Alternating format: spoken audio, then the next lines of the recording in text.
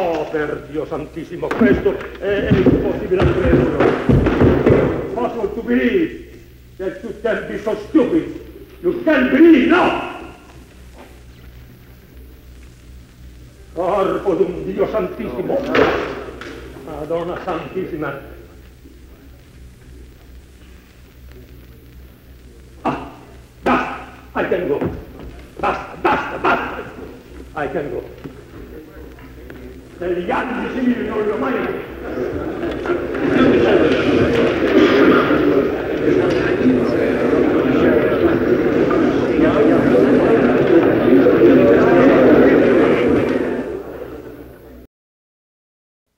Madame Zinka Milanov, former Metropolitan Opera soprano, is one of the great legends of our time, especially in Verdi roles. I hardly need to tell you that. But evidently, Toscanini also shared our high opinion of Madame Milanov because he chose her to sing with him the Requiem and other things that she may have time to tell us about, I hope. What would be your favorite story about Toscanini, Madame Milanov? Well, to tell you very frankly, you know, whenever I saw Maestro, from the very first time, you know, I was speechless. You were speechless? And I was, until the last day I saw him, I was always, when I saw him, I was speechless, you know. This was incredible. Even you? Yes, you believe it or not. Because you're famous for your stories and your witticisms. Am I? You certainly are. But after all, it wasn't speech, it was song that you... Yes, well, when Maestro chose me for Gilda in Rigoletto for the American Red Cross, 1944. Yes, and they made even a recording after he died. Very famous recording, Yes, that's right. You know, I was really very surprised because I never thought that that would be for me. But he said if he ever would conduct Rigoletto, he would take me for Gilda. And why were you... to sing for him. And I was very surprised because I wouldn't believe that that would be for a, let's say, a dramatic soprano or a lyrico spinto. And so Maestro said, well, I tell you very frankly, if I would ever conduct this opera, you would be my Gilda. And he said that is the ideal voice for it because this is the same kind of repertoire you sing, for instance, like Leonora in Trovatore. This is exactly what my opinion is. So I was shocked. I said, Maestro, please don't even say that because if the coloraturas will hear that, you know, that some of the coloraturas will kill me around the corner somewhere. So he laughed. He was always so charming and sweet to me. Oh, well, that will be one of our great regrets that we never heard you with Maestro Toscanini in that role. That would have been fabulous. That would have been a great experience, I'm sure. Thank you very much, Madame Milanov. You're very welcome. We're happy to be here. Mr. Jan Pearce, the great American tenor and one of the glories of the Italian repertoire here at the Metropolitan, sang for 15 years with Maestro Toscanini, which is a tremendous record. And I'm told that when he sings in Italy, his Italian listeners cannot believe that he isn't Italian, so perfect is his language, to say nothing of the music. Mr. Pearce, with 15 years with the maestro, you must have a treasure hoard of memories. Time is so short, could you pick out just one for us? Well, the 15 years that I spent with Toscanini, doing 15 important works, I could tell you many stories, but I'll have to just pick one out. It was at the rehearsal of Traviata when I came in, and I prided myself in not making any mistakes with Toscanini. And this time I sang, and I mispronounced a word.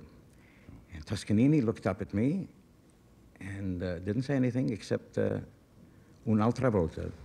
Let us do it again, once more. And I repeated it, and would you believe me that unfortunately I made the same mistake. And this time Toscanini dropped his hands from the piano, looked up at me, and he said, Pearce, you too? That's a magnificent record, Mr. Pearce. Thank you very much. And now sitting with us here at the microphone is Jennie Tourel, the former Metropolitan Opera artist and one of the very few singers who is equally at home on the opera stage and on the very intimate stage of the recital hall. Miss Tourel has given recitals and concerts all over the world, I believe. That's right. The only country I did not visit yet is Australia. Well, I hope that the Australians will have a chance yet. And now, in addition to your touring, you have added teaching at the Juilliard School to your list of activities. That's is that correct. Right? Tell me, Miss Tourel, what is your fondest memory of Arturo Toscanini? Well, I can't speak about it without great emotion, because we are celebrating the 100th anniversary of his birth. And I was privileged and honored to be chosen by him when it was the 100th anniversary of the birth of the Philharmonic. In 1942, I made my debut under his baton, which was a great honor and a great memory in my life. It must be a combination of honors, that your debut with Toscanini and on the occasion of the Philharmonic Centenary. What was the experience like when you first? Had you ever met him before? Of course, I had to sing for him. And when Madame Toscanini was very nervous about my singing for him, offered me a glass of water when I was going into his studio, I looked at her and I said, Madame, I'm not nervous because I'm never nervous when I have to sing for a great man. You must be the only artist who was not nervous in the first artistic meeting with Toscanini. I couldn't say I wasn't nervous. I wasn't nervous, but I was excited and I was extremely happy. And that gave me all the courage and inspiration, because he is a great inspiration for singers and for musicians, although I've been warned before that he's terrifying to work with. I found him the kindest, the most understanding man, and I loved him dearly. Well, that must have accounted also for the beauty of your collaboration with him. Thank you very much, Miss Tourel. Giovanni Martinelli, the tenore robusto, the great Radames, Cagno, and of course great Otello of the Metropolitan, is the only one of our artists present here today who sang under Toscanini at the time that Toscanini was also conducting at the Metropolitan, and this must have been an especially fascinating experience, Mr. Martinelli. Great experiences. You like to know something? What shall I say? Some episodes? Something that really happened to you personally. Well, I can recall one of those rehearsals that we gave for the new production of Madame Saint-Jean. Oh, the Giordano? Giordano, Madame Saint-Jean, 1914. One day, everything was wrong, bad. He was mad, furious, I will say furious. At a certain moment, I don't know why he just addressed to me. He said, you are singing like a police dog. You bark like a police dog. I didn't say anything. I said to myself, maybe he's right. Maybe he's right. So on, he went on with Farrar, Amato, said, finally get tired of keep on shouting and scolding. He says, basta, basta, stop, riposo.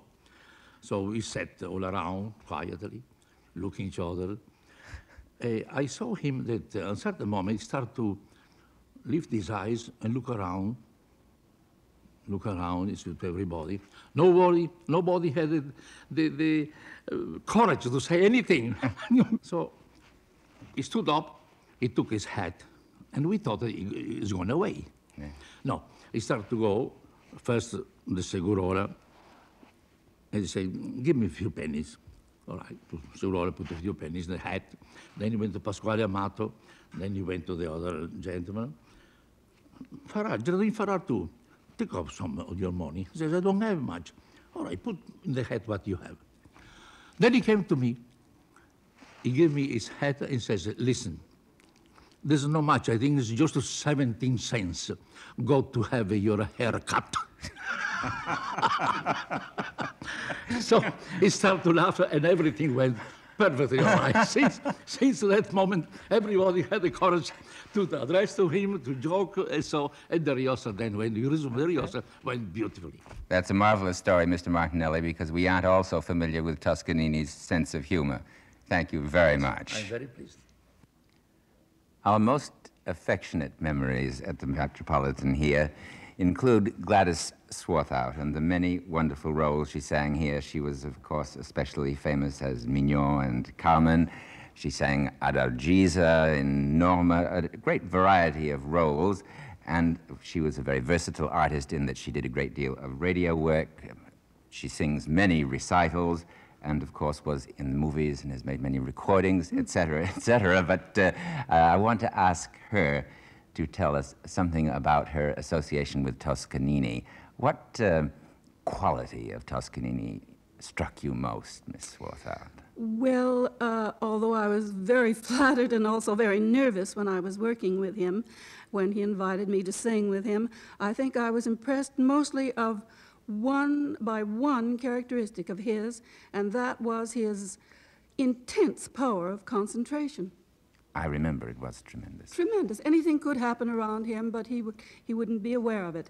And I know a story, Mr. Downs, that illustrates these fantastic powers of concentration, and to my knowledge, it's never been published because it was a personal experience of a close friend of mine.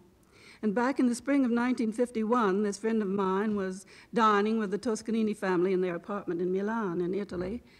And about 10 o'clock in the evening, a frightening rumble shook the house, and all the crystal in the room rang like 100 bells. After a moment or two of stunned silence, the Valide Toscanini said, his daughter. Terremoto, yes, his daughter. Terremoto, it's an earthquake. Well, the telephones began ringing, and there was a great deal of rushing back and forth and real hysteria. The only calm person was Toscanini. We sat down beside my friend as if nothing had happened, and he told this story to my friend. He said, you know, I remember an earthquake in Venice in 1913, and during the performance I was conducting, I've forgotten which this performance was, whether it was Otello or what it was. I noticed that one of the instrumentalists did not come in on cue, and I was annoyed. And of course, then I turned to the stage to see all the singers practically flat on their faces. Then I realized what had happened. I didn't hear the noise or the earthquake. I only heard that a musician did not come in on cue. Isn't that a fantastic story? It is. And to be so concentrated you didn't even know that an earthquake was happening around you. And it shows another one of the incredible variety of strengths that that man had. A dotted note had to be observed. It certainly did. Thank you very much, Miss Swarthout. Thank you, Mr. Downs. The next sonorous voice you hear is going to be that of Nicola Moscona, the great basso from Greece and former star of the Metropolitan Opera, who is now appearing with opera companies as guest all over the country, and who in between these appearances enjoys especially his teaching at the Academy of Vocal Arts in Philadelphia, which, as I understand it, is an institution which takes only scholarship students. It's a wonderful institution, and we have students with beautiful voices, and we accept them after audition, and they don't pay anything. I know, Mr. Moscona, that you sang innumerable times with Toscanini. Do you remember how many it was? 28 times. It's marvelous. In America, in England, in Switzerland. Well, you must have endless memories. Could you pick out one of your... I have many, many memories of this immortal man. For instance, when he called me to do, for the first time, when I met Maestro, was 1937. And I sang the Verdi Requiem at the Carnegie Hall. I was listening for years that magic name, Arturo Toscanini, but I never had the chance to meet him. All of a sudden, Edward Johnson called me one morning. He says, Nick... Was this the Metropolitan manager you're speaking of? Nick, a big door is open for you. I said, bigger than the Metropolitan? Huh. He said, yes, Toscanini. When I heard Toscanini, I almost fell down. I said, what, Toscanini? What about? Tell me. He says, he wants you to sing with him. I started laughing, I started crying, I was jumping, and I don't know what I do. I did. So the audition was for Sunday morning. Needless to say that Saturday night I didn't sleep all night because I was singing. Anyway, I made the audition. The maestro liked it. And a week later, we started rehearsing the Verdi Requiem. It was in Carnegie Hall. But I remember once we were doing Otello. And that day, the rehearsal was, I don't know what happened, went very bad. I was the only one who didn't do any mistake. And I was proud. Okay. And after the rehearsal, Maestro was furious. he said wonderful words to everybody else, and he turns to me and says, "Hey, you, don't sing Greek, sing Italian." Wonderful man, bless his soul. And you thought you were doing a good job. I thought so. Well, I'm sure it was a marvelous one, but it does illustrate how very fanatical Toscanini was about the importance of the words. Thank you very much indeed, Mr. Moscona. Thank you for inviting me here. Among my greatest memories here at the Metropolitan, and I'm sure many of you feel the same way, is Madame Lotte Lehmann, the great Marschallin in Strauss's Der Rosenkavalier, the wonderful Sieglinde in Walküre, the much-honored artist on the opera stage, but an artist who was also equally at home in the very intimate art of the German Lied as a recitalist. And we asked Madame Lehmann if she would join us in this homage to Arturo Toscanini. Madame Lehmann lives in Santa Barbara, California, and so she sent us this recording. I think one could fill a whole book with anecdotes about Maestro Toscanini. It was my privilege and good luck to sing under his baton many times. But I could have done this so much earlier. Many years ago, it must have been around 1920, he wanted me for La Scala as Eva in Meistersinger. But at that time of my life, I was rather a rebel. I had heard that he was so terribly strict, that he had a terrific temper, and I was afraid that we would have a dreadful fight. Oh, it was really stupid of me to feel that he would be my enemy. But now I believe that underneath my rebellious attitude lay fear, simple fear. Toscanini told me later on that he considered me a rather unique artist. Unique I was certainly, in my foolishness, to miss the opportunity to sing with him and to know him. When this happened in 1934, it was like a revelation to me.